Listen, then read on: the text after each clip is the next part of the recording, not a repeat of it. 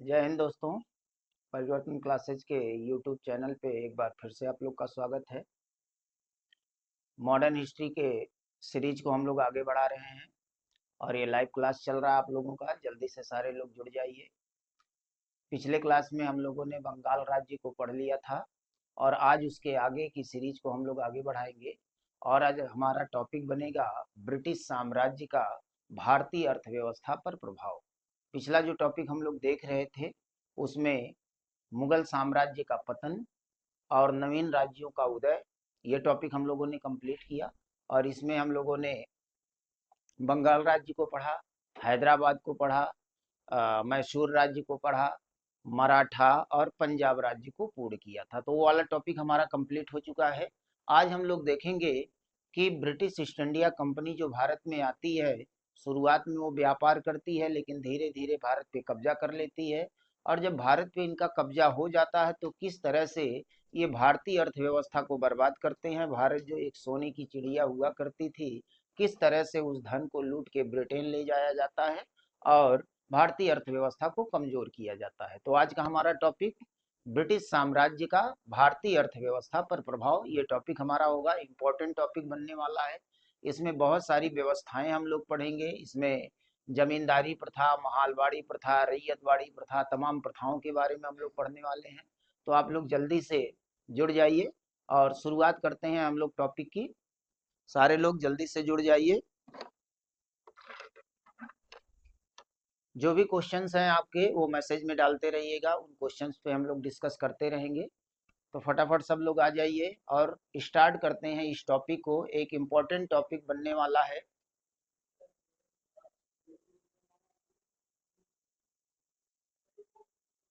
चलिए शुरुआत करते हैं। ब्रिटिश साम्राज्य का भारतीय अर्थव्यवस्था पे प्रभाव। देखिए, ब्रिटिशर्स जब भारत में आए तो उनके साथ में बहुत सारी कंपनियां आई थी। सबसे पहले पुर्तगाली आए, उसके बाद डच आए, डच के बाद अंग्रेज आए, डेनिश आए, फ्रांसीसी आए, स्वीडिश आए, सारे लोग आए। आपसी प्रतिस्पर्धा हुई, सारी कंपनियां समाप्त हुई। अंग्रेज अकेले बच गए। फ्रांस के साथ, फ्रांसीसियों के साथ इनका संघर्ष हुआ और धीरे धीरे इनका एक अधिकार स्थापित हो गया।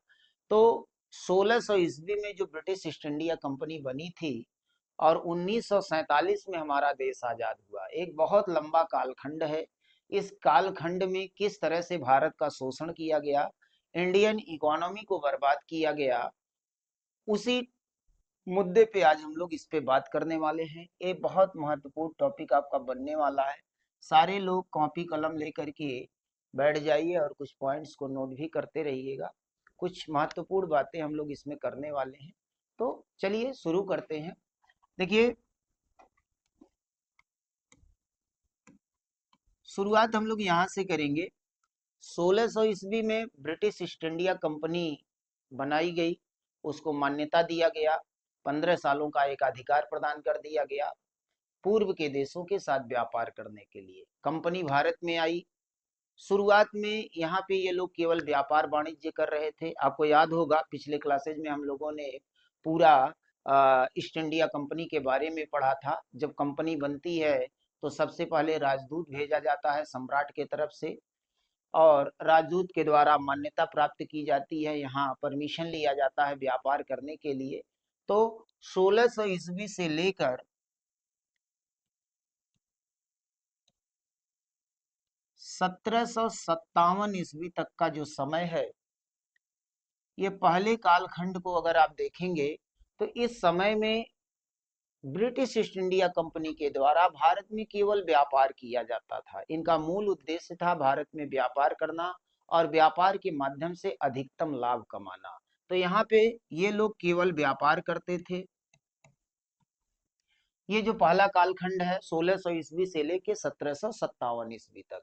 लेकिन 1757 ईस्वी से लेकर 1857 ईस्वी का जो समय है, यानी अगले 100 वर्षों का जो समय है, इन 100 वर्षों में अंग्रेजों के द्वारा, ब्रिटिश ईस्ट इंडिया कंपनी के द्वारा भारत पर कब्जा करने का कार्य किया जाता है। यानी भारत में राजनीतिक हस्तक्षेप किया जाता है और धीरे धीरे वन बाय वन छोटे छोटे राज्यों में जो विभाजित था भारत का राज्य उन पे वन बाय वन कब्जा कर लिया जाता है। ये वाला टॉपिक अभी पिछले क्लास में हम लोगों ने पढ़ा, किस तरह से ये लोग बंगाल पे कब्जा किए, अवध पर, हैदराबाद पर, मैसूर पर, मराठा साम्राज्य पर, पंजाब पर इन लोगों ने कब्जा किया। तो भारत पर कब्जा करने में इन लोगों को लगभग 100 साल लग गए। यानी 1757 से लेके 1857 तक इन लोगों ने कब्जा किया, राजनीतिक अधिकार स्थापित किया। ठीक ना। तो ये जो दूसरा वाला पार्ट है 1757 से लेकर 1857 तक, इस कालखंड में भारत को एक उपनिवेश बना लिया गया अंग्रेजों के द्वारा। तो ये दूसरा कालखंड व्यापार वाला केवल नहीं है, यहाँ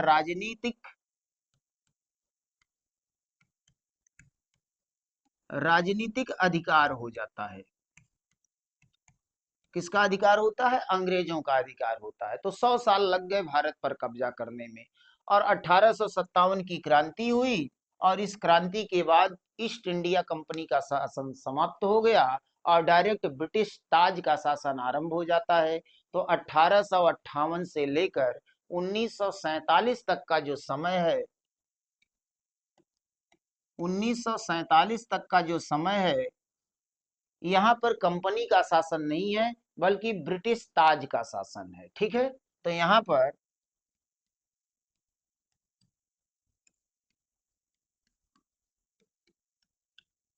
ताज का शासन चलता है। तो ये तीन कालखंड में हम लोग मोटे रूप में इसको डिवाइड कर सकते हैं। अब इसके बारे में थोड़ा थोड़ा जान लीजिए। यहाँ पर 1600 ईस्वी में कंपनी की स्थापना हुई थी।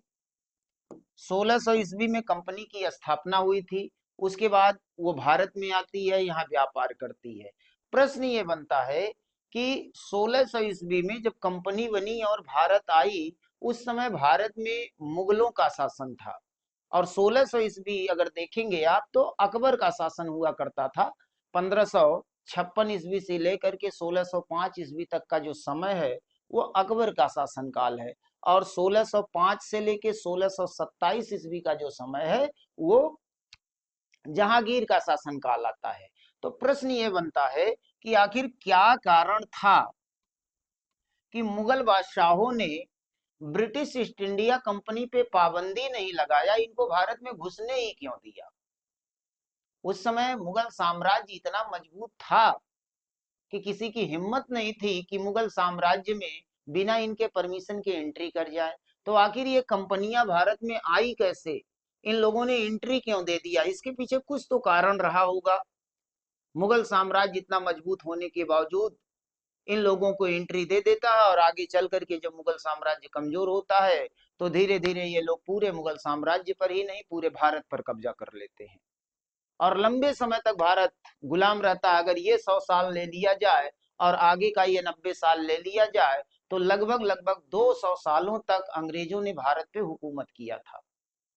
तो देखने में तो ऐसा ही लग रहा है कि ये मुगलों की एक बहुत बड़ी कमजोरी थी, एक भूल थी। अगर इन लोगों ने परमिशन ना दिया होता तो ना अंग्रेज भारत में आते और ना भारत पे कब्जा करते, और ना ही भारत गुलाम होता, ना आजादी की लड़ाई होती, आज भी मुगलों का शासन होता भारत में। ये भी हो सकता था, इतिहास के पन्नों में अगर आप जाएंगे। फिलहाल चलिए देखते हैं इसके पीछे कारण क्या था कि जब ईस्ट इंडिया कंपनी भारत में आई और भारत के साथ व्यापार करने के लिए परमिशन मांगा, तो परमिशन दे दिया गया जहांगीर के द्वारा। दो राजदूत आए थे ब्रिटिश सम्राट के तरफ से, याद करिएगा वो दोनों राजदूत कौन थे? कैप्टन हॉकिंस और सर टॉमस रो। ये दोनों आए थे जहांगीर के दरबार में, और फिर यहाँ से परमिशन मिलता है और धीरे धीरे ये लोग व्यापार करने लगते। देखिए इसके पीछे कुछ रीजन था, बिना रीजन के कोई मुगल बादशाह परमिशन देगा नहीं। हुआ क्या कि जब ये कंपनियां भारत में व्यापार करने आने लगी, तो ये घटना देखिए 1600 ईस्वी यानी 17वीं शताब्दी की है। तो 17वीं शताब्दी में आज की तरह वैश्वीकरण का दौर नहीं था, ग्लोबलाइजेशन नहीं था, और ना ही कोई अंतरराष्ट्रीय मुद्रा थी, इंटरनेशनल करेंसी नहीं था, स्टॉक एक्सचेंज नहीं था, करेंसी चेंज करने का कोई फार्मूला नहीं था उस समय। तो आखिर ये लोग व्यापार करते कैसे थे भारत में? कोई रुपया, कोई डॉलर, कोई आ, अन्य मुद्रा तो चलता नहीं था। तो आखिर ये लोग व्यापार करते कैसे थे? तो देखिए यही लॉजिक है यहाँ का, मुगल बादशाहों ने इसीलिए परमिशन दिया था। ये यूरोपीय कंपनियां जब भारत में व्यापार करने आती हैं तो यहाँ से जो सामान खरीदती हैं उसके बदले में ये लोग मुद्रा नहीं देते हैं, करेंसी नहीं देते हैं, बल्कि सोना चांदी हीरे जवाहरात बहुमूल्य धातुएं प्रदान करते हैं और उसके बदले में यहाँ से मसाला कपड़े और तमाम चीजें खरीद के ले जाते हैं और ब्रिटेन के यूरोप के बाजारों में महंगे दामों में ये लोग बेचते हैं। तो आप बताओ कि यहाँ पर क्या मुगल बादशाहों ने गलत किया? बिल्कुल नहीं किया। यहाँ से मसाला बेच रहे थे और बदले में इनको बहुमूल्य धातुएं प्राप्त हो रही थी, इससे मुगलों का खजाना भर रहा था, भारत का खजाना भर रहा था, भारत में समृद्धि आ रही थी, इसीलिए इनको परमिशन दिया गया। क्योंकि बदले में जो मिल रहा था उससे खजाना भर रहा था और ले क्या जा रहे थे, कच्चा माल ले जा रहे थे, मसाला ले जा रहे थे, तो उसका उत्पादन तो फिर से होगा, हर साल होगा, हर सीजन में होगा, प्रकृति पे निर्भर है। तो यहाँ पर 1600 ईस्वी से लेके 1757 ईस्वी तक यही प्रक्रिया चलती है। यहाँ ये लोग व्यापार करते हैं और व्यापार के बदले में ढेर सारा बहुमूल्य धातुएं प्रदान करते हैं। और ये बहुमूल्य धातुएं लाते कहाँ से थे ये लोग? तो आप जानते हैं जब समुद्री मार्ग की खोज हुई थी तो वास्को डी गामा पहली बार भारत पहुंचा था कालीकट के बंदरगाह पर, लेकिन उससे पहले ही कोलंबस अमेरिका पहुंच गया था।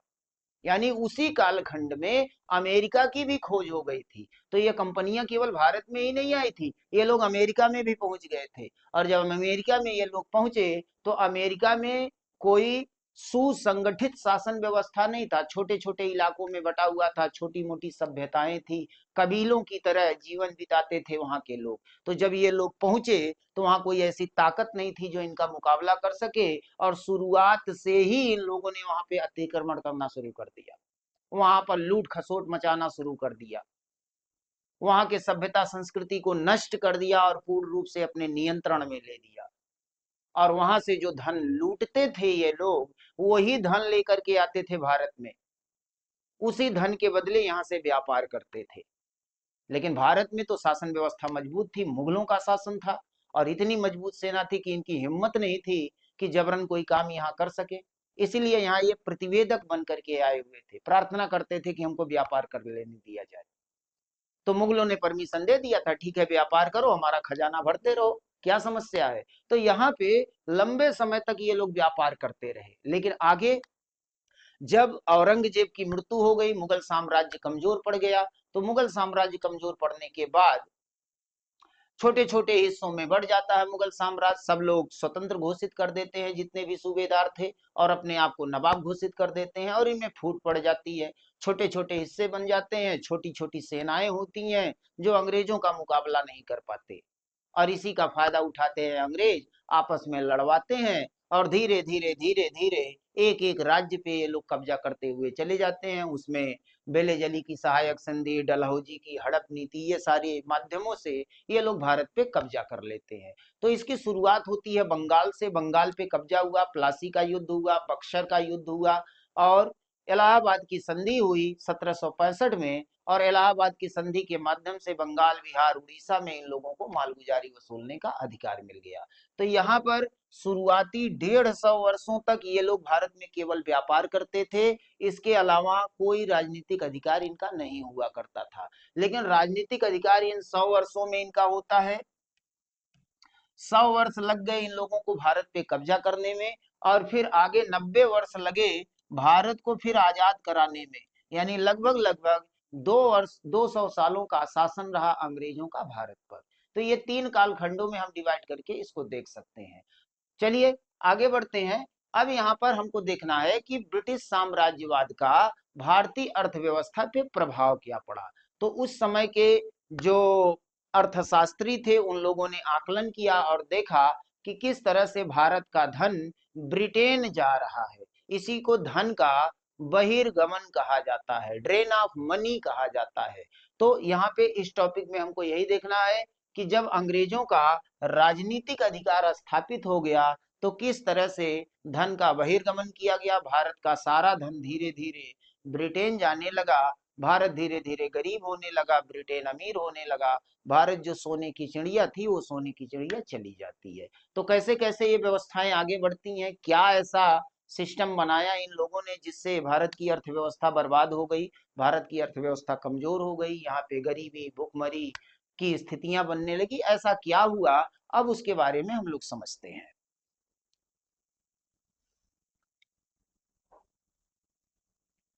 पिछले क्लास में हम लोग जब बंगाल पढ़ रहे थे तो हमने देखा कि प्लासी का युद्ध 1757 और बक्सर का युद्ध 1764। बक्सर के युद्ध में संयुक्त सेना हार गई थी और इस पराजय के बाद एक समझौता हुआ था जिसको इलाहाबाद की संधि कहा जाता है। इलाहाबाद की संधि 1765 में हुई और इस संधि के माध्यम से बंगाल में दीवानी का अधिकार और निजामत का अधिकार दोनों अंग्रेजों के हाथ में आ जाता है, कंपनी के हाथ में आ जाता है और इन दोनों पदों पर भारतीयों को बैठा दिया जाता है और इस तरह से बंगाल में शुरू हो जाता है द्वैध शासन प्रणाली और बंगाल का गवर्नर बनता है रॉबर्ट क्लाइव।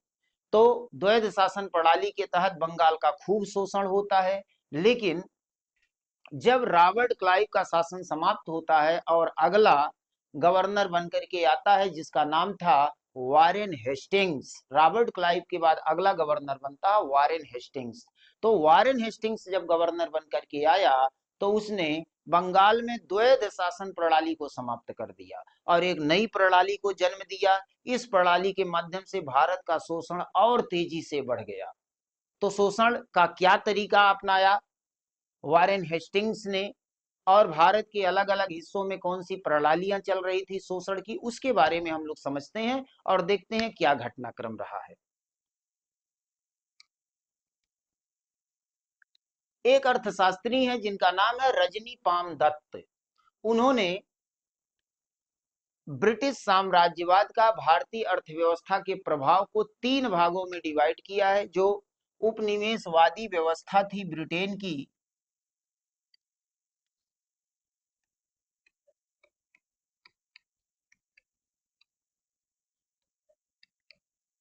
ब्रिटेन की जो उपनिवेशवादी व्यवस्था थी जिसके तरफ से भारत का शोषण किया गया, इसको तीन भागों में डिवाइड किया है विभिन्न अर्थशास्त्रियों ने। तो इसके जो तीन भाग बनते हैं, तीन चरण बनते हैं। इसके पहले चरण को कहा जाता है वाणिज्यिक चरण।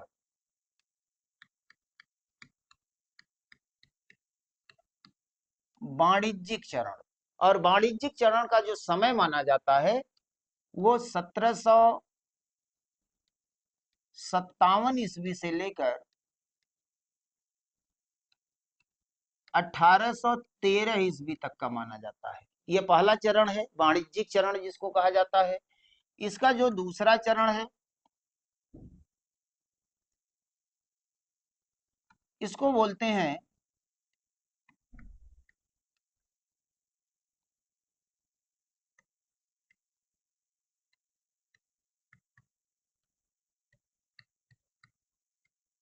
स्वतंत्र पूंजीवाद का चरण। स्वतंत्र पूंजीवाद का चरण का जो समय है वो 1813 ईस्वी से लेकर 1857 ईस्वी का समय माना जाता है। तीन कालखंडों में विभाजित किया गया है। भारतीय अर्थव्यवस्था को जो प्रभावित किया था ब्रिटिश उपनिवेशवाद ने। और इसका जो तीसरा चरण है उसको कहा जाता है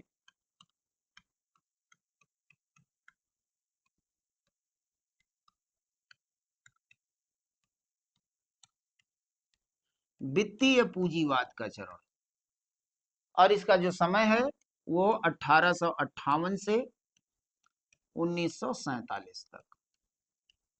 तो इन तीन चरणों में अलग अलग माध्यमों से इनके द्वारा शोषण किया गया और इतना शोषण किया गया देश का कि भारत की अर्थव्यवस्था बर्बाद हो गई, सारा धन ब्रिटेन चला गया और भारत में बेरोजगारी भुखमरी गरीबी की स्थिति बन गई। और जब भारत आजाद हुआ उस समय भारत की स्थिति बहुत खराब थी। धीरे धीरे उसको संभालते हुए आज यहाँ तक हम लोग पहुंचे हैं।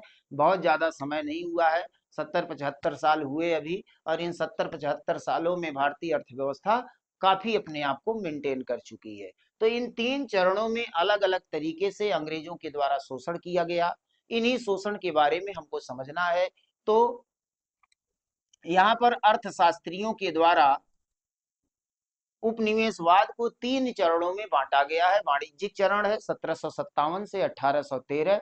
दूसरा स्वतंत्र पूंजीवाद का चरण 1813 से 1857। और तीसरा वित्तीय पूंजीवाद का चरण 1858 से 1947 तक का समय। तो चलिए इसके बारे में एक एक करके हम लोग समझ लेते हैं।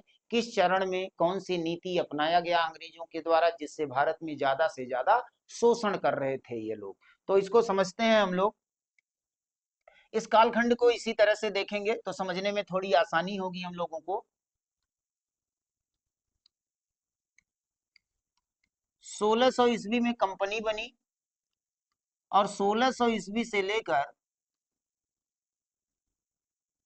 1757 ईस्वी तक का जो समय है, इसको एक कालखंड में हम लोग रख लेते हैं, एक कालखंड में रख लेते हैं।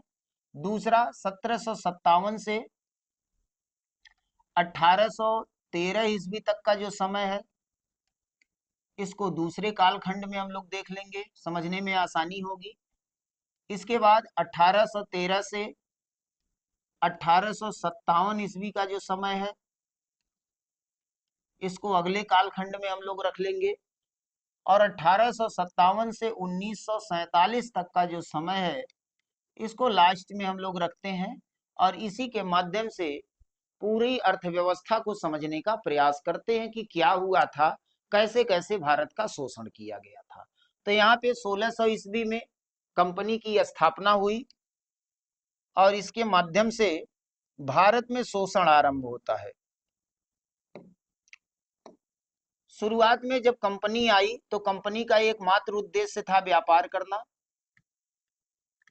ये लोग व्यापार करते रहे 1600 ईस्वी से लेकर 1757 ईस्वी तक। और इस दौर में भारतीयों को फायदा हो रहा था, मुगल साम्राज्य को फायदा हो रहा था, क्योंकि यहाँ जो लोग व्यापार करने आते थे तो यहाँ सामान के बदले बहुमूल्य धातुएं प्रदान करते थे। सोना चांदी हीरे जवाहरात बहुमूल्य पत्थर तमाम चीजें देते थे, बदले में यहाँ से सामान ले जाते थे और यूरोप के बाजारों में महंगे दामों में बेचते थे। इससे उनका फायदा होता था।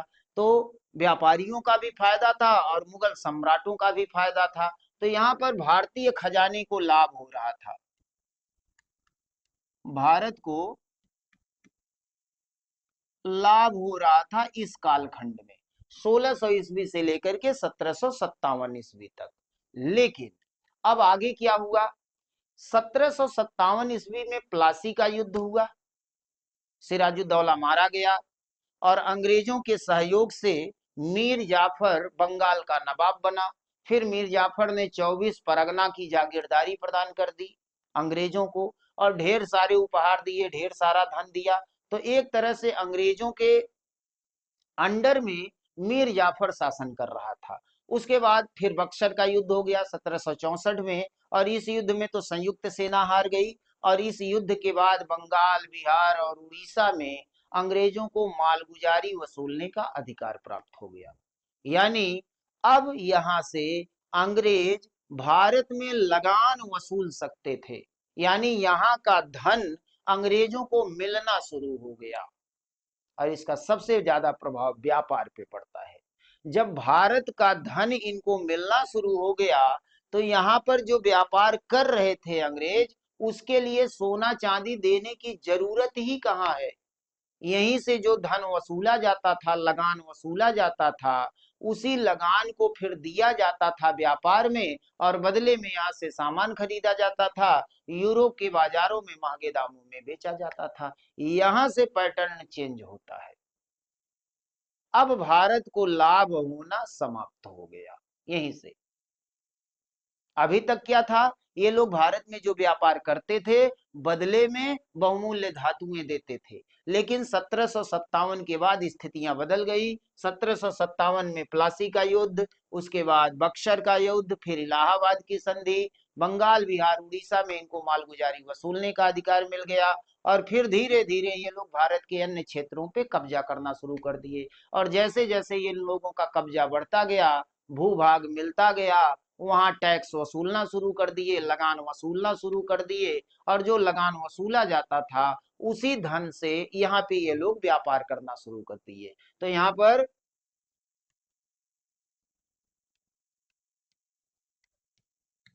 वसूले गए धन से व्यापार। अब इन लोगों को सोना चांदी हीरा जवाहरात लाने की आवश्यकता नहीं थी, यहीं का धन यहीं पे इस्तेमाल किया जाने लगा। बंगाल में जब द्वैध शासन प्रणाली लागू की गई, अगर हम बंगाल की बात करें तो बंगाल में जो द्वैध शासन प्रणाली लागू हुई वो 1765 से लेके 1772 ईस्वी तक चला। 1765 से लेके 1772 ईस्वी तक रॉबर्ट क्लाइव गवर्नर हुआ करता था और उसने द्वैध शासन प्रणाली को लागू करवाया और भारतीयों को इन पदों पर बैठा दिया, और ज्यादा से ज्यादा ये लोग टैक्स वसूल रहे थे। पूरे बंगाल को कंगाल कर दिया गया इस 1765 से लेके 1772 ईस्वी तक। एक अर्थशास्त्री हैं जिनका नाम है के. एम. पनिक्कर, उन्होंने इस कालखंड को 1765 से लेकर 1772 के कालखंड को डाकू का काल कहा है। इतना शोषण किया गया बंगाल का, इतना शोषण किया गया कि बंगाल पूर्ण रूप से कंगाल हो गया, भूखमरी के कगार पर पहुंच गया, गरीबी बढ़ गई, बेरोजगारी आ गई, ठीक ना। उसी समय अकाल भी पड़ा था बंगाल में, पूरा बंगाल बर्बाद हो जाता है। इस तरह से लूट खसोट ये लोग मचाते हैं। यहीं पे ये नहीं रुका, आगे क्या हुआ? आगे 1772 ईस्वी में अगला गवर्नर आता है, और अगला गवर्नर कौन था? अगले गवर्नर का नाम है वारेन हेस्टिंग्स। और जब वारेन हेस्टिंग्स आया तो उसने कहा कि अभी शोषण कम हो पा रहा है भाई, अभी और शोषण करने की जरूरत है, और धन चाहिए। और उसने एक नया फार्मूला लगाया धन को वसूलने के लिए, और फार्मूला क्या था? उसको फार्मिंग सिस्टम के नाम से जाना जाता है। अगला जो गवर्नर बन के आता है वो था वारेन हेस्टिंग्स।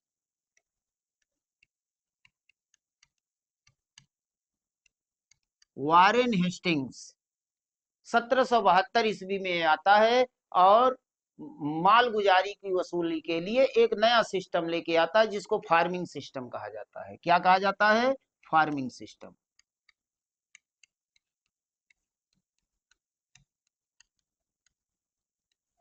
ये फार्मिंग सिस्टम क्या था भाई?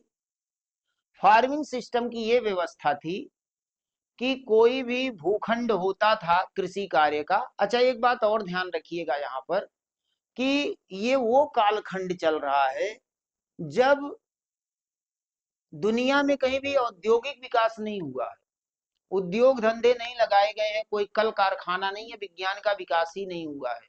तो भारत में कहाँ से विज्ञान का विकास होगा, और भारत में कहाँ से फैक्ट्रियां लगाई जाएंगी? तो यहाँ पर जो सारा लगान वसूला जाता था, व्यवसाय का मुख्य आधार क्या था भारत में उस समय? एक ही आधार था, कृषि। कृषि ही मुख्य व्यवसाय हुआ करता था और लगान भी कृषि पर ही देना पड़ता था। तो कृषि से ही ये लोग मालगुजारी वसूलते थे। तो यहाँ पर जब वारेन हेस्टिंग्स आता है तो वो फार्मिंग सिस्टम लेकर के आता है, और यहाँ पे कृषि का जो भूखंड होता था उसकी बोलियां लगाई जाती थी। एक क्षेत्र विशेष कोई भी हो मान लीजिए, तो उसकी बोली लगती थी, जो सबसे ऊंची बोली लगाता था उसी को दे दिया जाता था वो भूखंड, कि यहाँ पे मालगुजारी वसूलने की जिम्मेदारी तुम्हारी है, ज्यादा से ज्यादा मालगुजारी वसूलो और उसको कंपनी को दो।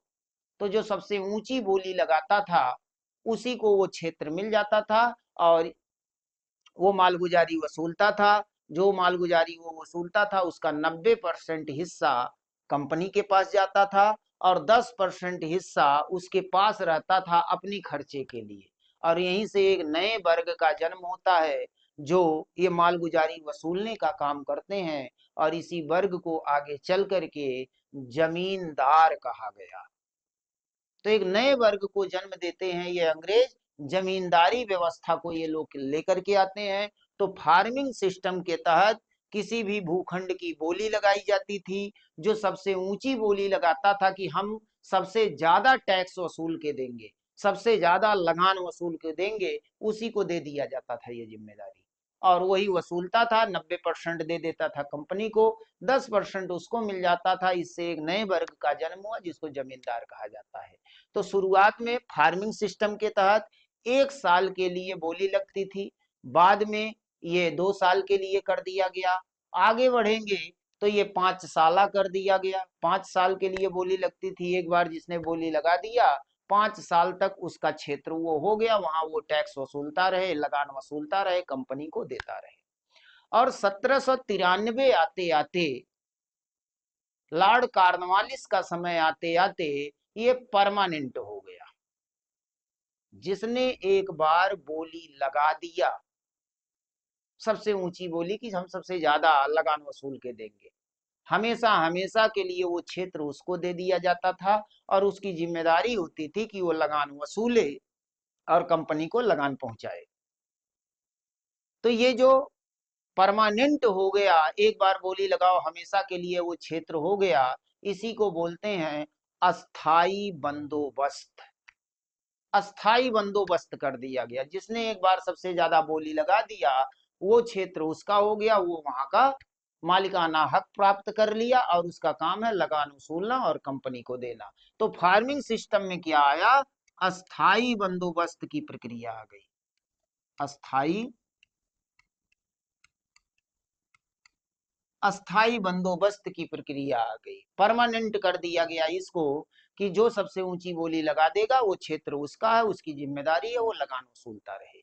अब इस अस्थाई बंदोबस्त के तहत भारत के अलग अलग क्षेत्रों में अलग अलग प्रणालियों को लागू किया गया, मालगुजारी वसूलने के लिए, टैक्स वसूलने के लिए। तो अलग अलग क्षेत्रों में अलग अलग व्यवस्थाएं लागू की गई थी। जैसे मैं यहां लिख दे रहा हूं, इसको आप लोग समझ लीजिएगा। एक को कहा जाता है जमींदारी प्रथा, दूसरे को बोलते हैं महालवाड़ी प्रथा, एक तीसरे प्रकार की प्रथा थी जिसको बोलते हैं रैयतवाड़ी प्रथा। तो अलग अलग क्षेत्रों में अलग अलग तरह की प्रथाएं चल रही थी। कहीं पे जमींदारी प्रथा चल रहा था, कहीं महालवाड़ी प्रथा चल रहा था, कहीं रैयतवाड़ी प्रथा चल रहा था। थोड़ा थोड़ा अंतर है इनके नियम कानूनों में, बाकी प्रथाएं लगभग लगभग वैसी ही हैं। कुछ डिफरेंसेज है इनके बारे में, अभी आगे समझेंगे कि इन प्रथाओं के बीच में अंतर क्या है, कौन सी प्रथा किस क्षेत्र में लागू हुआ था, भारत के कितने क्षेत्रफल में लागू किया गया था, ये सारी चीजें इसमें आती हैं। तो इसके बारे में अभी आगे हम लोग समझेंगे। पहले हम लोग बात कर लेते हैं इस कालखंड की और इस कालखंड की। तो आगे बढ़ेंगे। इस दौर में तो ये चल रहा था, इस तरह से मालगुजारी वसूला जा रहा था। अब इसका जो दूसरा कालखंड है, इस पे आ जाते हैं। ये वही कालखंड है, ध्यान दीजिएगा, जिसमें रजनी पामदत्त ने कहा था ये वाणिज्यिक चरण है, ठीक ना। 1757 से लेकर के 1857 ईस्वी तक। दूसरे कालखंड पे हम लोग आएंगे तो इसका नाम दिया गया है स्वतंत्र पूंजीवाद का चरण। ठीक है, स्वतंत्र पूंजीवाद का चरण। यहाँ क्या हुआ भाई, अब फिर व्यवस्था चेंज होगी। और व्यवस्था किस तरह से चेंज हुई? यहाँ पे ये लोग जो व्यापार करते थे, यहाँ से आ, कच्चा माल खरीदते थे और ले जाकर के यूरोप में बेचते थे। लेकिन हुआ क्या कि 1813 के आसपास में यूरोप में औद्योगिकरण हो गया। औद्योगिकरण, विज्ञान का विकास हुआ, बड़ी बड़ी मशीनें बनी और मशीनें बनने से वहां बड़ी बड़ी फैक्ट्रियां लग गई। और जब फैक्ट्रियां लग गई तो उन फैक्ट्रियों को कच्चा माल चाहिए, जैसे कपड़ा बनाना है तो कपास चाहिए, और कच्चे माल का सबसे बड़ा उत्पादक भारत था। तो ये लोग अपना व्यापार थोड़ा सा चेंज करते हैं। क्या हुआ यहाँ पे, यहाँ पर ये लोग सस्ते दामों पर कच्चा माल खरीदने लगे और उसको ले जाकर के यूरोप के कंपनियों में, ब्रिटेन के कंपनियों में महंगे दामों में बेचना शुरू कर देते हैं। इस कालखंड में यही दौर चलता है। तो यहाँ पे कच्चे माल के उत्पादन के लिए किसानों के साथ समझौता किया जाता है। एक पद्धति का नाम आप लोग सुने होंगे, तिनकठिया पद्धति। तिनकठिया पद्धति यही था। तिनकठिया पद्धति में किसानों के साथ समझौता हुआ था कि अपने जमीन पर 3/20 भाग पर आपको नील का उत्पादन करना, नील का पौधा लगाना है, और वो नील जाएगा कंपनी में, उससे नील बनाई जाएगी। तो तिनकठिया पद्धति ये हुआ करता था। बाद में आंदोलन हुआ इसके खिलाफ, क्योंकि इसमें गलत तरीके से धन वसूली किया जा रहा था मिल मालिकों के द्वारा। तो यहाँ पर इस कालखंड में यूरोप में औद्योगिकरण हो गया, परिणाम स्वरूप उनको कच्चा माल चाहिए था, तो ये लोग यहाँ से कच्चा माल सस्ते दामों में खरीदते थे, ब्रिटेन में ले जाकर के कंपनी को महंगे दामों में बेचते थे, 1 लाख तो ये कमाते थे, और भारत को हानि किया था कि बहुत सस्ते दाम पर ये खरीद लिया जाता था। और कंपनी से जो प्रोडक्शन होता था, जो वस्तुएं बनती थी, जैसे मान लीजिए कपड़ा बनाया गया, तो कपड़े को फिर लाया जाता था भारत, और भारत में इसको महंगे दामों में बेचा जाता था। अब इसका दूरगामी प्रभाव हुआ। भारत में जो कपड़ा बनता था वो हाथों से बनता था, और जो हाथों से कपड़ा बनाया जाता था उसमें शाइनिंग कम होती थी और महंगा पड़ता था। कंपनी से कपड़े बन के जब आने शुरू हो गए तो उसमें शाइनिंग ज्यादा होने लगी और अपेक्षाकृत सस्ता होता था, क्योंकि भारी मात्रा में बनाया जाता था। तो जब यूरोप के कपड़े भारत में आएंगे तो भारत में जो कपड़ा उत्पादन है, जो हथकरघा उद्योग है, कुटीर उद्योग है, लघु उद्योग है, वो बर्बाद होने लगा। यहाँ के लोग बेरोजगार होने लगे, क्योंकि यहाँ का बनाया हुआ, हाथ का बनाया हुआ कपड़े की सप्लाई कम हो गई, और जो यूरोप से सामान बन के आ रहे थे उनकी सप्लाई बढ़ गई। तो इससे एक तरफ यूरोप में औद्योगिकरण हो रहा था और दूसरे तरफ भारत में अनौद्योगिकरण हो रहा था। भारत की अर्थव्यवस्था बर्बाद हो रही थी। जो यहाँ पे कंपनियां लगी हुई थी, जो यहाँ छोटे मोटे उद्योग थे, वो बर्बाद होने शुरू हो गए। तो ये कालखंड में इसी तरह की घटना चलती है 1813 से लेके 1857 तक। कच्चा माल सस्ते दामों पे खरीदते थे, यूरोप के कंपनियों में महंगे दामों में बेचते थे, यूरोप से जो प्रोडक्शन होता था उसको फिर भारत में लाया जाता था, क्योंकि भारत एक बड़ा बाजार था, भारत में जनसंख्या निवास करती थी, तो यहाँ पे कंज्यूमर्स ज्यादा थे, ग्राहक ज्यादा थे, तो यहाँ बिक्री की जाती थी। तो दोहरा नुकसान सहना पड़ रहा था भारत को, इसलिए भारत की अर्थव्यवस्था और तबाह होने लगी। सारा धन दोहरे तरीके से ब्रिटेन जा रहा था, एक तो कच्चे माल के माध्यम से, और दूसरा जो प्रोडक्शन भारत में आके बिक रहा था उसके माध्यम से यहाँ का सारा धन यूरोप में जा रहा था। ये दूसरे कालखंड की घटना है। अब जब 1857 आ गया, इसके बाद फिर चेंज होता है और एक नया दौर शुरू होता है, जिसको कहा जाता है वित्तीय पूंजीवाद का चरण। इस चरण में क्या होता है, अब अंग्रेज व्यापारियों ने सोचा कि एक बार हम कच्चा माल भारत से खरीदते हैं, फिर उसको समुद्री मार्ग से ब्रिटेन ले जाते हैं, ब्रिटेन में कंपनी में प्रोडक्शन होता है, और प्रोडक्शन होने के बाद वही सामान फिर हम ला के भारत में बेचते हैं। तो एक बार यहाँ से एक्सपोर्ट करने का खर्चा, फिर वहां से सामान लाने का यानी इंपोर्ट करने का खर्चा, ये खर्चा तो अनावश्यक हो रहा है।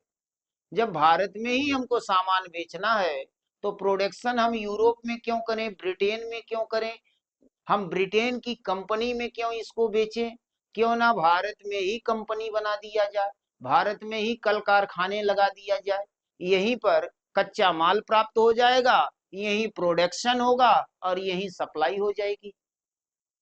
और फिर शुरू हुआ भारत में कल कारखानों का लगाना, और जैसे ही ये प्रक्रिया शुरू हुई, कल कारखाने लगने लगे, तो जो बचे खुचे कुटीर उद्योग भारत के थे, जो थोड़ा बहुत चल रहा था हथकरघा, वो भी बर्बाद हो गया। हमारी अर्थव्यवस्था और खराब होने लगी, क्योंकि अब ब्रिटिश फैक्ट्री भारत में लगने लगी, यहीं पे उत्पादन करते थे, यहीं बेचते थे, और भारत का बनाया हुआ सामान, भारत का बनाया हुआ माल, उसकी सप्लाई एकदम कम हो गई। तो जब सप्लाई कम हो गई तो मजदूर बेरोजगार होने लगे, बेरोजगारी बढ़ेगी तो गरीबी बढ़ेगी, गरीबी बढ़ेगी तो भूखमरी आएगी। तो ये सारी चीजें होने लगी इस तीसरे कालखंड में। तो इस तरह से इस तीसरे वाले कालखंड में जो बचा खुचा भारत का उद्योग जगत था वो भी समाप्त हो गया। इसकी वजह से भारतीय अर्थव्यवस्था पूर्ण रूप से चौपट हो जाती है। यहाँ पर सारा धन यूरोप में जाने लगता है, ब्रिटेन में जाने लगता है, और यहाँ की कंपनियां यहीं से कच्चा माल का उत्पादन करती हैं, यहीं पे सामान बनाती हैं और यहीं पे बेचना शुरू कर देती हैं। लेकिन एक चीज ध्यान रखिएगा, यहाँ एक फायदा भी मिलता है। फायदा क्या था? जब ये फैक्ट्रियां, जब ये कारखाने भारत में लगाए गए, तो सारा कच्चा माल तो कारखाने के आसपास ही प्राप्त नहीं हो जाएगा। भारत के अलग अलग कोनों में अलग अलग तरह की फसलें उगाई जाती हैं। तो इन कच्चे माल को कारखानों तक पहुंचाने के लिए आवश्यक था कि यातायात की सुविधाएं बढ़ाई जाए। तो इसी वजह से इन कारखानों तक पहुंच बनाने के लिए दो डेवलपमेंट बहुत महत्वपूर्ण हुआ। एक, सड़क, सड़कों का निर्माण शुरू हो गया और रेल मार्गों का निर्माण आरंभ हो गया। रेलवेकरण की प्रक्रिया इसी दौर में हुई थी। पहला पैसेंजर ट्रेन बंबई से थाड़े के बीच में चलाई गई थी। तो इस तरह से रेलवे लाइन बिछाई जाने लगी, जिससे कच्चे माल को भारी मात्रा में कम समय में पहुंचाया जा सके कारखानों तक। तो भारत में सड़क निर्माण शुरू हो गया और रेलवे का निर्माण शुरू हो गया। और आज देखिए रेलवे का जाल सा बुना हुआ है जो आजकल चल रहा है, इसका डेवलपमेंट बहुत तेजी से हो रहा है। तो यहाँ पर इस तीसरे कालखंड में भारतीय अर्थव्यवस्था को नुकसान तो पहुंचा, लेकिन इंफ्रास्ट्रक्चर डेवलप शुरू हो गया, डेवलपमेंट उसका शुरू हो गया, जो आगे भारत के लिए यूजफुल हो जाता है। तो इस तरह से आपने देखा 1600 से लेकर 1757 तक इसमें भारत को लाभ हो रहा था। लेकिन 1757 से 1813 ईस्वी तक ये लोग यहीं से वसूले गए धन का उपयोग करने लगे व्यापार में, जिससे भारत की आर्थिक तरक्की रुक गई और भारतीय अर्थव्यवस्था को नुकसान होने लगा। विभिन्न तरीकों के प्रथाएं अपनाई गई वसूली के लिए, जिसमें शुरुआत में तो द्वैध शासन प्रणाली लागू किया गया था बंगाल में, लेकिन बाद में जब वारेन हेस्टिंग्स आया तो उसने फार्मिंग सिस्टम लेकर आया और फार्मिंग सिस्टम के तहत अस्थाई बंदोबस्त लाया गया। इस अस्थाई बंदोबस्त के तहत जमींदारी प्रथा आई, इसी में महालवाड़ी प्रथा आई, इसी में रैयतवाड़ी प्रथा आई और विभिन्न प्रथाओं के माध्यम से भारत का खूब शोषण किया गया। ढेर सारा लगान वसूला जाता था, किसानों के साथ अन्याय होता था और भारत में गरीबी भुखमरी बढ़ रही थी, अर्थव्यवस्था को नुकसान पहुंच रहा था। इस तीसरे वाले कालखंड में आ जाएंगे 1813 से 1857 तक। तो यहाँ पर यूरोप में औद्योगिकरण शुरू हो गया और इसका परिणाम हुआ कि भारत का उद्योग का विनाश हो जाता है। भारतीय उद्योगों का, जो कुटीर उद्योग थे, लघु उद्योग थे, हथकरघा उद्योग थे, उनका विनाश हो जाता है। भारतीय अर्थव्यवस्था की क्षति यहाँ भी होती है।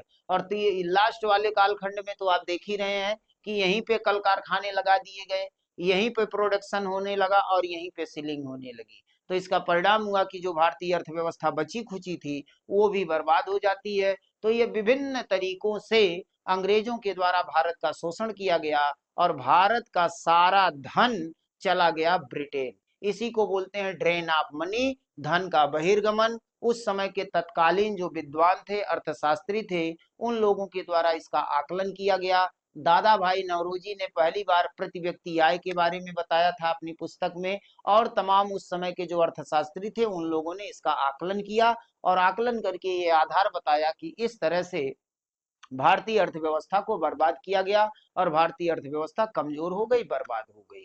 तो आज के टॉपिक में हम लोगों को इसी विषय पे डिस्कस करना था। तो एक आंकड़ा हम लोगों को मिल गया कि किस तरह से भारतीय अर्थव्यवस्था को बर्बाद किया गया था। भारत जो सोने की चिड़िया हुआ करती थी, वो सोने की चिड़िया कहाँ उड़ गई, यानी हमारी अर्थव्यवस्था कैसे कमजोर हो गई, हम गरीबी के आलम में कैसे पहुंच गए। तो ये विभिन्न तरीके थे जिसके माध्यम से ये शोषण किया गया था। तो आज का क्लास हम लोग यहीं पे पूरा करते हैं और नेक्स्ट क्लास में हम लोग जमींदारी प्रथा, महालवाड़ी प्रथा और रैयतवाड़ी प्रथाओं के बारे में पढ़ेंगे। यह प्रथा किसने लागू किया, भारत के कितने क्षेत्रों में लागू किया गया, यहाँ पे कितना परसेंट टैक्स वसूला जाता था, ये तमाम तरह के प्रश्न वनडे एग्जाम के लिए महत्वपूर्ण बनते हैं। तो नेक्स्ट क्लास में हम लोग इस पे डिस्कस करेंगे और आप लोग डेली 7 बजे लाइव हो जाइएगा, क्योंकि 7 बजे से ये क्लास लाइव चलता है। तो सारे लोग 7 बजे सारा काम छोड़कर आप लाइव होकर के ये मॉडर्न हिस्ट्री के पार्ट को कंप्लीट करिए, क्योंकि जितने भी एग्जाम है वनडे के, उसमें मॉडर्न हिस्ट्री से सबसे ज्यादा क्वेश्चंस बनते हैं। और मॉडर्न हिस्ट्री और भारतीय संविधान दोनों को जोड़ के जब आप देखेंगे तो दोनों टॉपिक को समझने में आसानी होती है, क्योंकि अंग्रेजों से ही सत्ता का हस्तांतरण हुआ और सत्ता के हस्तांतरण के साथ ही संविधान का निर्माण हुआ। तो अगर मॉडर्न हिस्ट्री को आप ठीक से समझ लेंगे तो संविधान की समझ बेहतर तरीके से आपके अंदर विकसित हो पाएगी। तो रोज डेली आप लोग शाम को 7 बजे क्लास लाइव होगा और आप लोग इसको देखना ना भूलिएगा। तो आज का क्लास हम लोग यहीं पे कंप्लीट करते हैं। और हर बार की तरह आप लोग से वही अपील है कि इसका कोई चार्ज नहीं है आप लोगों का। बस आप लोग इस क्लास को, इस सीरीज को शेयर करिए, चैनल को सब्सक्राइब करिए, बेल आइकन को जरूर दबाइए और आपको आने वाले नोटिफिकेशन मिलते रहेंगे। तो इसी के साथ क्लास को कंप्लीट करते हैं। जय हिंद।